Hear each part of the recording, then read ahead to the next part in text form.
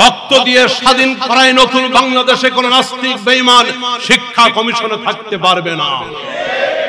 আচ্ছা আপনারা বলেন, এই যে হাজারের উপরে মানুষ শহীদ হয়েছে, ছাত্র জনতা, আলেম ওলামা, তাওহীদের জনতা, স্কুল কলেজ ভার্সিটির যুবকরা রক্ত দিয়েছে, এই রক্তদানকারীদের ভিতরে কোন সাহাবাগী কি আছে? মুসলিম জনতা আওয়াজ দিয়ে বলতে হবে, কোন সাহাবাগী আছে? কোন নাস্তিক বেঈমানদের দোসর কি আছে? নাই।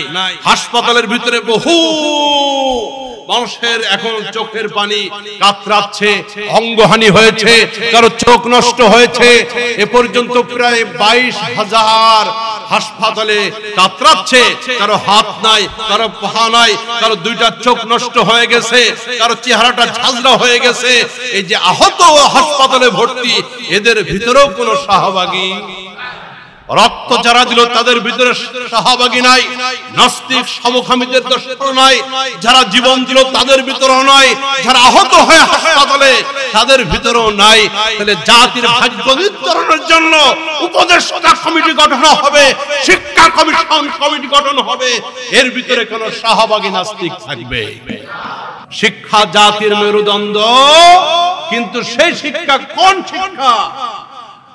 যে শিক্ষা তসলিমা নাসরিনদেরকে সৃষ্টি করে সেই শিক্ষা জাতির মেরুদণ্ড না।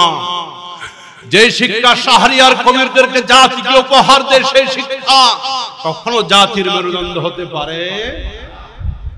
আমি কোন শিক্ষাকে দোষ দিচ্ছি না, এখানে বহু শিক্ষিত সমাজ আছেন যারা রাষ্ট্রের এবং সমাজের গুরুত্বপূর্ণ ভূমিকা রেখেছেন। আপনারা সাধারণ মানুষ, আপনাদের ব্যাপারে কোনো বক্তব্য নাই।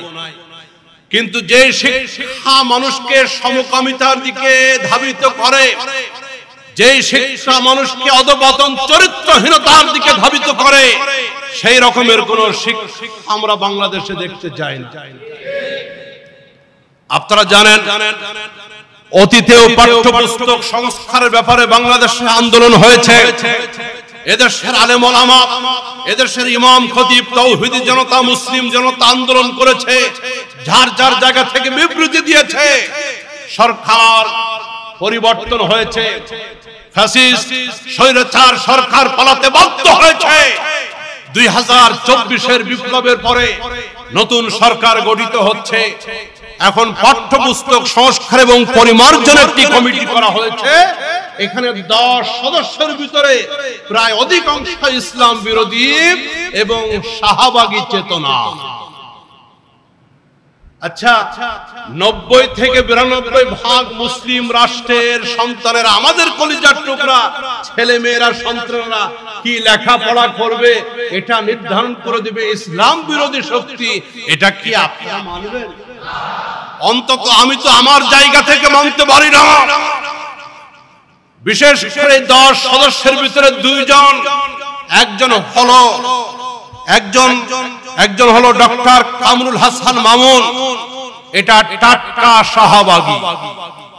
ডক্টর কামরুল হাসান মামুন টাটকা শাহবাগী। এর প্রত্যেকটি পদক্ষেপ ছিল ইসলাম এবং মুসলমানদের বিরুদ্ধে। আরেকজন হলো ঢাকা ভার্সিটির আরেকজন শিক্ষক ডক্টর সামিনা লুৎফা, এ টাটকা সমকামী। জোরে বলেন নাউজুবিল্লাহ। গতকাল প্রেস ক্লাবের সামনে নাগরিক সমাজের ব্যানারে একটা প্রতিবাদ আমরা করেছি। সেখানে 3টি দাবি জানানো হয়েছে। 1 নম্বর দাবি হলো, এই জন্য পরিষ্কার বক্তব্য, 1 নম্বর দাবি 36 ঘন্টার মধ্যে ডক্টর কামরুল হাসান মামুন এবং সামিনা লুৎফাকে অপসারণ করতে হবে। এই পাঠ্যপুস্তক সংস্কার এবং পরিমার্জন কমিটি থেকে তাদেরকে বাদ দিতে হবে। দ্বিতীয় দাবি এবং প্রস্তাব হলো, একজন আলেম প্রতিনিধি এবং একজন ইসলামপন্থী বুদ্ধিজীবীকে অন্তর্ভুক্ত করতে হবে। এই 2 শাহবাগী এবং সমকামীকে দূর করে দিয়ে তাদের জায়গায় একজন আলেমকে এবং একজন ইসলামী চিন্তাবিদ বুদ্ধিজীবী, জানেন শিক্ষিত কিন্তু ইসলামী চিন্তাবিদ, ইসলামপন্থী শিক্ষাবিদ তাদের জায়গায় অ্যাড করতে হবে। তৃতীয় দাবি হলো 36 ঘন্টার ভিতরে যদি মুসলিম জনতার দাবি না মানা হয় তাহলে এনসিটিভি আমরা ঘেরাও করতে বাধ্য হব। রক্ত দিয়ে স্বাধীন করা এই রক্তলাল বাংলার জমিনে কোন নাস্তিকদের এজেন্ডা বাস্তবায়ন করতে দেওয়া হবে না ইনশাআল্লাহ। কোন সমকামীদের এজেন্ডা বাস্তবায়ন করতে দেওয়া হবে না ইনশাআল্লাহ। আপনারা একমত আছেন কিনা? রব্বুল আলামিন আমাদের যুবকদেরকে হেফাজত করুক।